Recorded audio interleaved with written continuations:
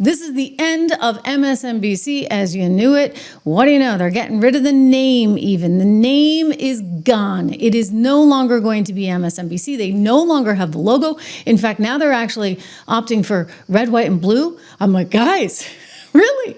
No more rainbow? What happened to the rainbow? They have no peacock. They have no rainbow. There's suddenly MS Now, like Ms. Now. I'm sorry. Isn't it supposed to be like ma'am or what? Anyway, it's Ms.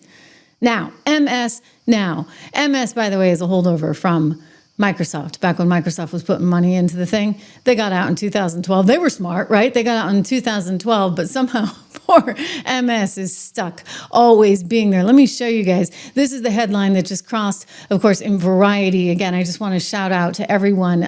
It's great to have you here. The live show is so important. You know, what's awesome, what's really, really awesome is the fact that we're able to do this outside of the confines of the mainstream media or an MSNBC, for example. I used to work at CNBC, incidentally. I wonder what's going to happen to them. We can discuss because, you know, CNBC, I don't know, see now? I mean, that's not really going to work for me. How about you? Now, anyway, MSNBC, this was their logo. See the pretty peacock? We got all the rainbow stuff going on. You know, they thought they were the cat's meow until all of a sudden the ratings started really showing weakness. And their top star allegedly commanding $25 million a year. That would be one Rachel Maddow. Rachel Maddow only has to do a show once a week. And even then, nobody's tuning in. And the advertisers are fleeing for the hills. So guess what? That pretty little peacock, it's going away. And dun dun dun, drum roll, please. Guess what? MS Now. My source, news, opinion, world. Oh dear, red, white, and blue. What has happened to the progressive network that we once knew? Joe Scarborough coming on to deliver the news. That's the Morning Joe guy who I told you has a real knack for survival. Gosh, this thing has been around, come to think of it, since what? I mean, you're going back like 29 years. It's been around nearly 3 decades, and they finally decided to change the name. Here's Joe Scarborough talking about it today. Let's watch together. Breaking news as it pertains to our network. This morning, a new name for the network by the end of the year. We will become MS Now, which stands for My Source for News, Opinion, and the World. And look, Andrew, they even have a graphic up. I like it. There it is. Actually, the new logo. It looks very sporty.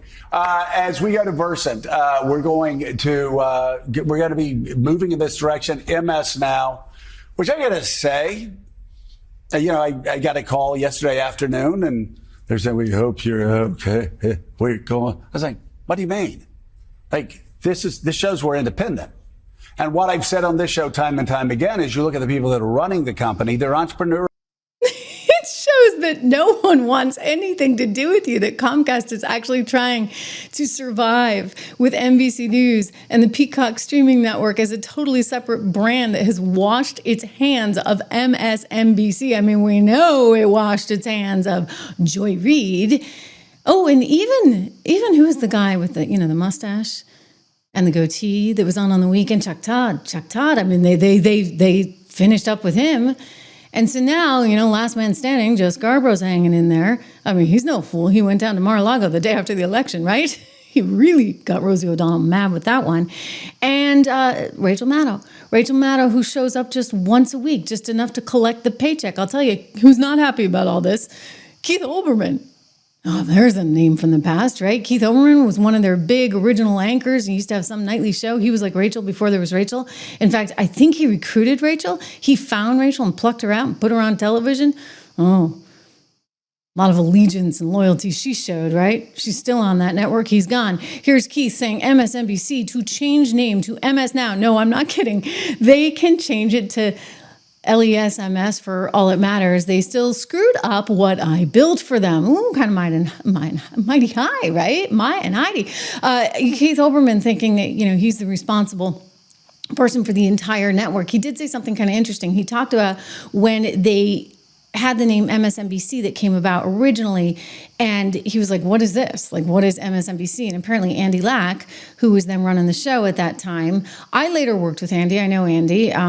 Andy's another survivor, I guess. But Andy was running MSNBC or NBC News or whatever it was at the time and said to him, hey, no, they just agreed to give us the money and the computer terminals, so just nod and go along with it, which I can totally see Andy doing because he was very practical, right? So Andy Lack is like, just get along, go along. It's going to be MSNBC. And then the name kind of stuck. And now, well, let's just say the name is no longer sticking because you know what? They have to reinvent themselves. Like it's a new world. It's a new day. Donald Trump just won the presidency again after having been impeached multiple times. I mean, this is a new world order, right? On top of that, you've got the media getting called out over and over again and viewers fleeing for the hills. We've talked about this, you guys. You look at the cable ratings and they're down massively. Heck, even Fox is down, and that's telling you a lot because they've been the survivor, I should say, in this entire ordeal. So given that cable is plummeting, given that that is no longer really a vehicle of choice for news anymore, because what do you know? Reminder, subscribe, share, like, all that good stuff right here on the Trish Regan Show. There are all these alternatives out there, and people are seeking out these alternatives because they want truth and they want transparency. And it just so happens that the MSNBCs of the world cannot actually stream for revenue. I mean, sure, they can stream. For example, we cut the cord in my house, like all 6 cable boxes. Yeah, we had a lot of cable boxes, and we cut the cord, and we've saved a ton of money. But basically, every time if you're watching cable TV, you get like an elephant commercial in the middle of it, right? Because they can't actually put commercials in.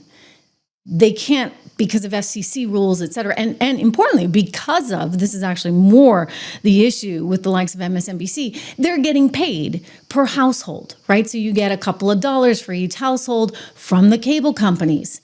So why would the cable companies pay you if you're putting the content out there for free on YouTube or any other streaming network? So you understand how this industry has changed dramatically. And what's amazing to me is how this industry, including the talent in this industry, wants to blame Donald Trump all the time, right? They just blame Trump because when in doubt, you just go after Trump, you blame Trump, and that's the answer to everything. Well, I now think that a lot of this talent is going to be out of a jump. We've already seen it over at CNN. I mean, Jim Acosta, Don Lemon, some of these people that were more egregious and more aggressive in their tonality. You have, of course, Stephen Colbert, who's bye over at CBS, and then at MSNBC. I mean, clearly there was no point. Joy Behar, forgive me, Freudian slip, I guess. Joy Behar is probably also going to be out. We've talked about that on The View and ABC and Whoopi Goldberg. But over on this cable network, what is the point in having someone with the vitriol that, say, a Joy Reid was spewing non-stop? I mean, nobody wants it. Nobody wants to see it. I don't really understand who's watching. But then again, no one's watching. I showed you the ratings last week. They're up a creek without a paddle. They don't have a transition move. They're trying. And actually, Joe Scarborough has put on a kind of good face, like I told you, Survivor. And he's hoping that, somehow this will mean new opportunity for them and that they'll be able to, get the financing to move in a new direction. And I still just keep coming back to this. Your business is dead, okay? Cable is dead. There's no point unless you can find some new way to craft a contract. But then again, you can't, because why would the cable companies pay for something you're offering up on YouTube? So you can't stream. You don't have the news resources of NBC News anymore. I'm really not sure what you're going to do. Meanwhile, I think, some folks, maybe over on CNBC, where they tend to be a little bit brighter, I'm just going to say this, and, maybe I have my own biases as a financial journalist, and I would just say that at least you're rooted in something as a financial journalist where you understand the economy, you understand economics, you understand markets, and you're not as naive and you don't fall for the same, that, say, some of the political reporters fall for. So I would just say Joe Kernan, he's a smart guy. I've known him for a lot of years. I used to work with him over at CNBC. He basically let Hakeem Jeffries just have it. And I want to show you this clip because it got me thinking. I saw it and I was like, well, good for Joe. And Hakeem, you should see the look on his face. But then I thought, oh gosh, I think there might be something to this in that they're trying to figure out, even at CNBC, what their future is in light of what's going down there at MSNBC. And maybe the survivor is coming out in some of them, right? They see the handwriting on the wall. So they're like, okay, we have to report the truth. Finally, here we go. All I can tell you is that the inflation rate itself was 2.7% in the most recent read year over year versus it got to a high of 9%. under Biden. Stocks are at record highs. Unemployment is 4.2%. That's full employment. The GDP was 3%. The border is actually secure. We've got trade deals with EU, Japan, many more in the works, and trillions of dollars of foreign investment coming here. Iran's nuclear ambitions have been set back indefinitely. And I just wrote down a few things. So I just have to ask you, where is the calamity that you're talking about? And it almost seems like for Democrats, socialism is the answer to these problems. Or, I don't know, what, an end of democracy or something? We just don't get it. Right. Good for Joe. Hakeem's like, the whole time he's like saying all this. Because look, there's a lot of good stuff happening, including the fact that MSNBC is no more. You will never have to hear me say MSNBC. Well, maybe just for this show. I mean, now I'm going to have to say, what is it? MS Now? Oh boy, that's just bad, okay? So now that we've got MS Now, the big question becomes, who's going to stay? Who's going to go? I mean, I imagine some of the talent's going to be out. And it's again, it comes back to the economics of this model. Okay, the model just doesn't work. So unless someone's got something, up their sleeve that I just haven't thought about, I go back to what cable company is going to continue to pay these insane rates. Sure, the thing will print money for a while. You can eke out a living, so to speak, but you can't be paying $25 million to one Rachel Maddow. You just can't. If that's in fact what she's getting, which is just an enormous amount for somebody who's only doing one show a week, I get it. She's the face of your network, but you cannot pay that kind of money and expect to survive. So does that mean you put more Jen Psaki's in there, like no-name people, or who's that woman that I always forget her name at 4 o'clock? She kind of looks like a wallflower. You know who I mean. Anyway, see the point? Like, in other words, if you don't have talent that is... has the wow factor or any pizzazz at all. And I'm not saying that Rachel's got a ton of pizzazz, but she's got a heck of a lot more than Jen Psaki or the woman whose name I can't remember, right?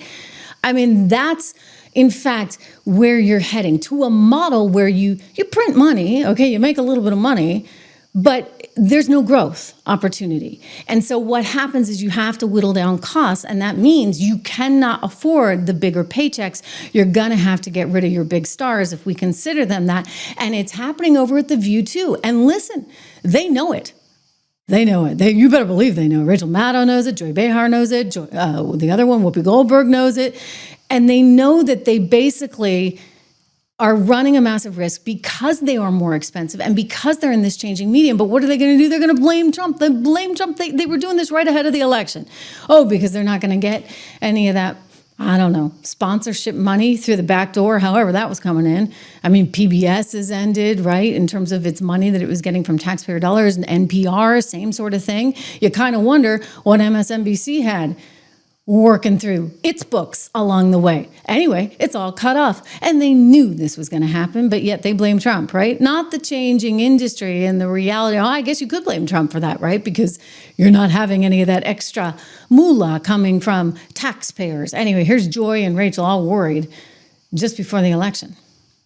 So you said recently that you thought that you, as an outspoken critic, could be a target yourself. Some people think that sounds overdramatic, but I'm right there with you. I think that he is so vindictive that he will go after, however he has to, through the IRS maybe, or even through sponsors to get us off the air maybe, or you. Yeah. How seriously should we be taking that?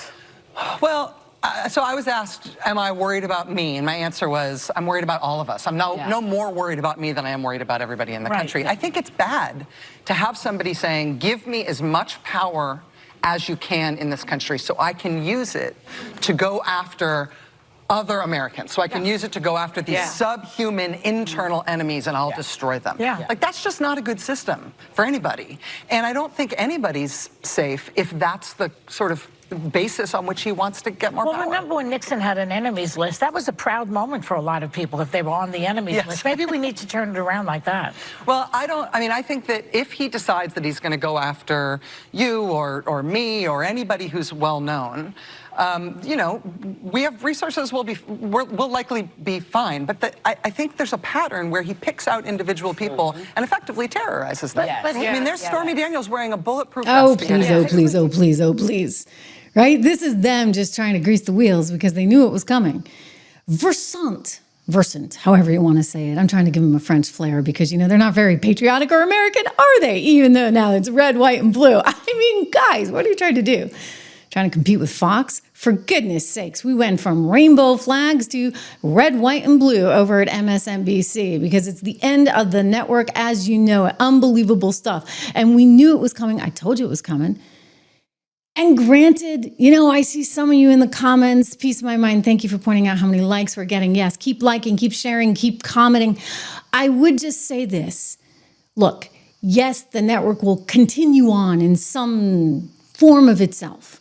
But a lot of the key people there, whether it be Chuck Todd, whether it be Joy Reid, a lot of the key people have left and might still be leaving. In other words, how much money can you pay Rachel Maddow to get her to stick around to do a show once a week? I mean, you've already kind of priced yourself out of the market with her, for goodness sakes, at $25 million, if in fact that's true, because as the president's even said, that's a heck of a lot of money for one show a week.